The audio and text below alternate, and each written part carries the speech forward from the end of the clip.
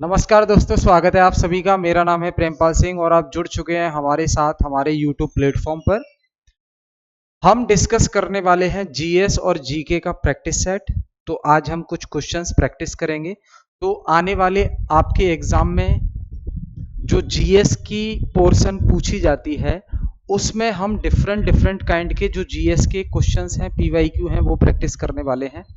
आप किसी भी कॉम्पिटिटिव एग्जाम की तैयारी कर रहे हो, चाहे डीएसएसबी की तैयारी कर रहे हो, एसएससी की तैयारी कर रहे हो, पुलिस की तैयारी कर रहे हो, जिस भी एग्जाम में जीएस और जीके का पोर्शन पूछा जाता है उन सब के लिए ये हेल्पफुल क्लास होने वाली है।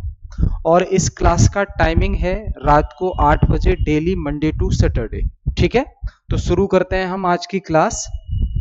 क्वेश्चन ले लेते हैं। क्या है क्वेश्चन, देखिए। सभी लोग कमेंट करके जरूर बताएंगे जो क्वेश्चंस पूछे जाएं आपसे। प्रश्न देखिए, भारतीय संविधान के किस अनुच्छेद में अस्पृश्यता का उन्मूलन किया गया है? यानी कि इंडियन कॉन्स्टिट्यूशन का वो कौन सा आर्टिकल है जो एबोलिशमेंट ऑफ अनटचेबिलिटी, यानी कि अनटचेबिलिटी को समाप्त करने की बात करता है। तो इंडियन कॉन्स्टिट्यूशन का वो इकलौता आर्टिकल कौन सा है? वो है आर्टिकल 17। क्या है दोस्त? आर्टिकल 17।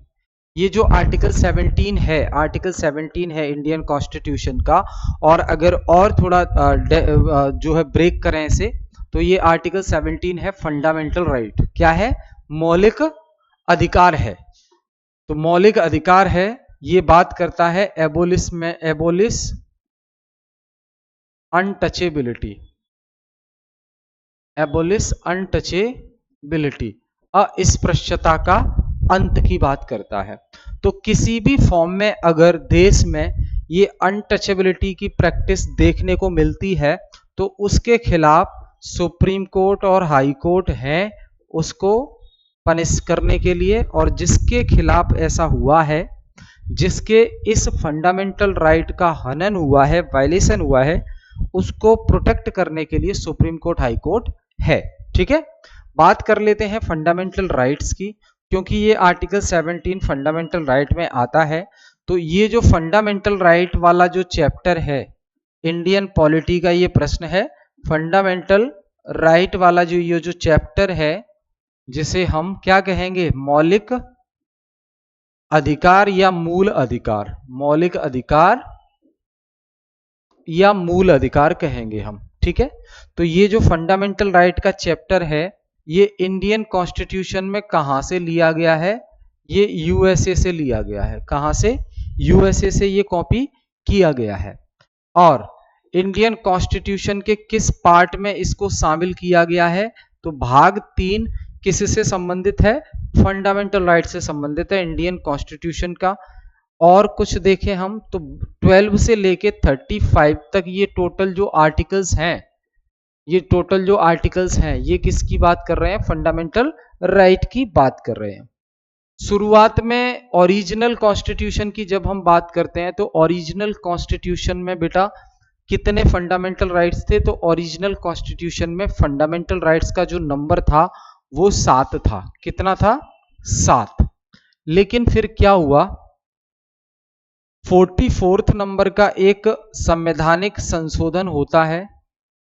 44th नंबर का संविधान संशोधन होता है देश में, और ये होता है 1978 में। तो 44वें संविधान संशोधन के आधार पर फंडामेंटल राइट्स में से एक फंडामेंटल राइट रिमूव कर दिया जाता है। तो 7 के बाद अब वर्तमान में प्रेजेंट में टोटल 6 फंडामेंटल राइट्स आपके लिए हैं, हम सबके लिए हैं। कौन सा रिमूव किया है? तो बेटा इस पे प्रश्न आता है। तो यहां देखिए आप कौन सा रिमूव किया है। तो यहां पे राइट टू प्रॉपर्टी रिमूव कर दिया है। कौन सा? राइट टू प्रॉपर्टी, यानी कि संपत्ति का अधिकार। कौन सा रिमूव किया है दोस्त? संपत्ति का अधिकार। ये वाला जो फंडामेंटल राइट है ये हटा दिया है। किस अमेंडमेंट से हटाया है इसको, ये प्रश्न पूछा जाता है। तो ध्यान रखेंगे 44th अमेंडमेंट से हटाया गया है। ये राइट टू प्रॉपर्टी को अब क्या बना दिया है? अब ये राइट टू प्रॉपर्टी हो गया है दोस्त लीगल राइट। क्या हुआ है? अब इसको कानूनी अधिकार बना दिया है, न कि मूल अधिकार। तो आज के टाइम पर ये जो राइट टू प्रॉपर्टी है वो एक कानूनी अधिकार है, कानूनी अधिकार है। और इसको कौन सी जगह मिली है? तो जब लीगल राइट बन गया है ये, तो इसको जगह मिली है कहां पर? आर्टिकल 300A में। कहां पर जगह मिली है इसको? आर्टिकल 300A में। तो ये थोड़ा सा इंफॉर्मेशन है इसके रिगार्डिंग, फंडामेंटल राइट्स के रिगार्डिंग। चलो, तो इसका आंसर तो आपको पता लग गया होगा, ये हो जाएगा आर्टिकल 17। कौन सा होगा दोस्त? आर्टिकल 17। आगे प्रश्न देखिए, विच part of the Indian constitution deals with directive principles of state policy?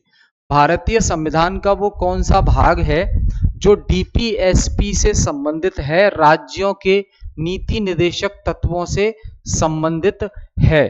तो देखो भाई, एक क्वेश्चन पूछा गया था कि इंडियन कॉन्स्टिट्यूशन का वो कौन सा पार्ट है जो welfare of the state, state के वेलफेयर की बात करता है, राज्य के कल्याण की बात करता है।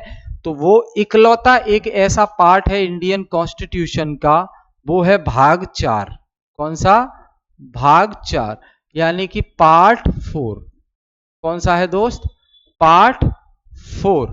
ये पार्ट 4 दोस्त इकलौता ऐसा भाग है भारतीय संविधान का जो वेलफेयर ऑफ द पीपल की बात करता है, देश के कल्याण की बात करता है, लोगों के कल्याण की बात करता है। क्यों? क्योंकि भाग 4 में मेंशन है डीपीएसपी। भाग 4 में क्या मेंशन है? डीपीएसपी। डीपीएसपी यानी कि ये एक गाइडलाइंस है। क्या है ये गाइडलाइंस है, निर्देश है। किसके लिए? स्टेट के लिए। स्टेट मतलब सरकार के लिए। और कौन दे रहा है ये गाइडलाइंस? तो ये गाइडलाइंस संविधान दे रहा है स्टेट को कि आप जब भी कोई कानून बनाएं, तो आप डीपीएसपी को उन कानून में लागू करने की कोशिश करें, ऐसा बोला गया है। डीपीएसपी की अगर हम बात करें तो ये बेटा नॉन जस्टिसिएबल होते हैं। फंडामेंटल राइट हमने देखे वो जस्टिसिएबल होते हैं, जस्टिसिएबल इन नेचर। लेकिन ये जो डीपीएसपी है ये नॉन जस्टिसिएबल है, यानी कि इनकी शिकायत नहीं की जा सकती अगर कोई स्टेट इनको इंप्लीमेंट नहीं कर रहा है तो। बाकी डीपीएसपी पार्ट 4 में है। और ये कॉन्सेप्ट हमने कहां से लिया है? डीपीएसपी का कॉन्सेप्ट हमने आयरलैंड के कॉन्स्टिट्यूशन से लिया है। आयरलैंड, जिसे इरिश कॉन्स्टिट्यूशन कहा जाता है, जिसे क्या कहा जाता है? इरिश का संविधान, इरिश का कॉन्स्टिट्यूशन कहा जाता है इसको।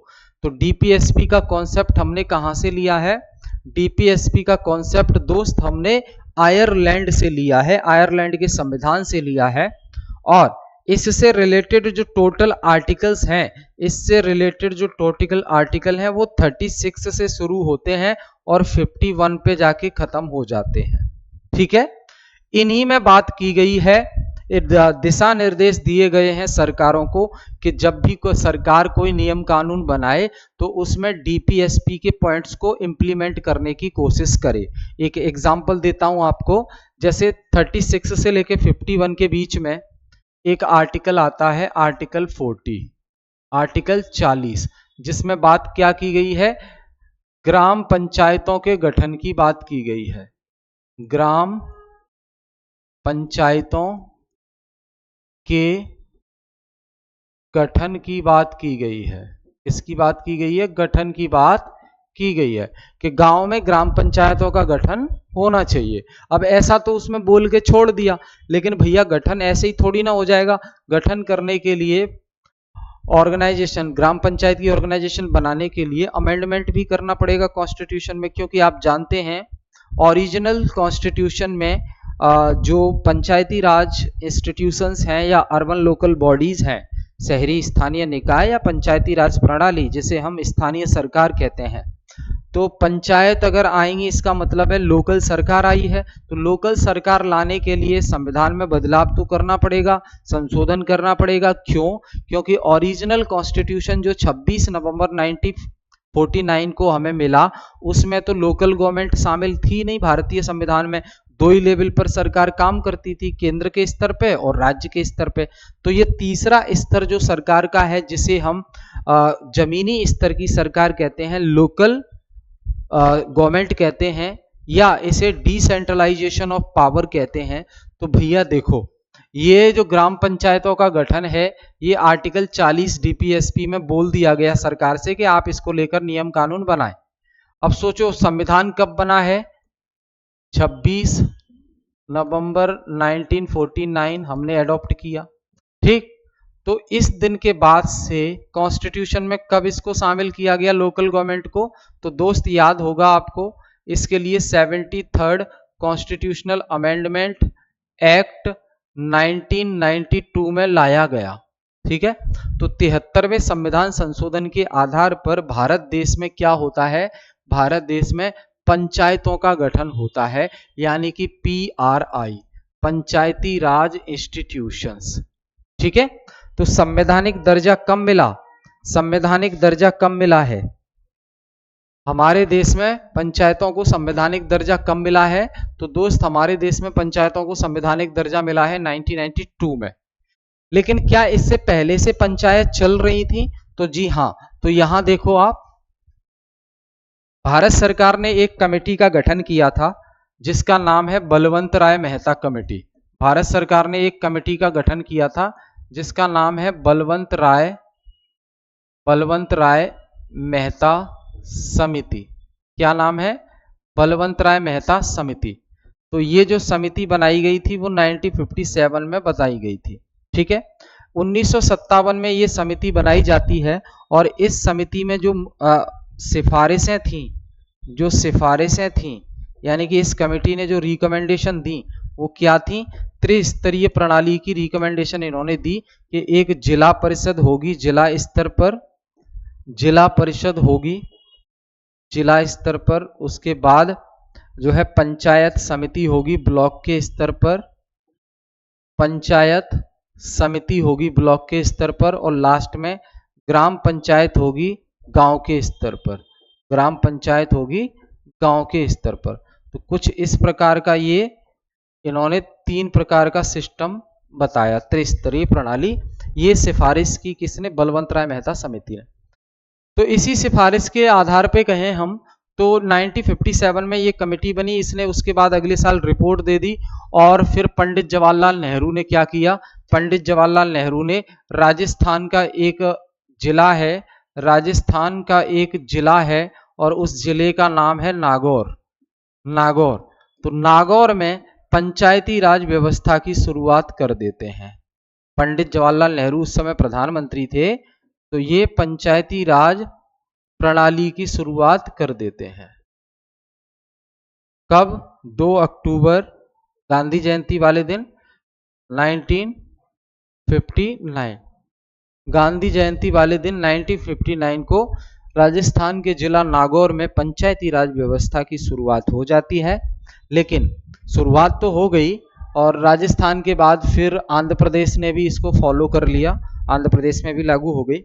लेकिन अब जब पूछा जाएगा संवैधानिक दर्जा कब मिला, तो वो 1992 में मिला। कॉन्स्टिट्यूशनल स्टेटस कब मिला PRI को, तो वो 1992 में मिला, ठीक है, ध्यान रखेंगे। इतनी बात क्लियर है। चलो आगे देखो।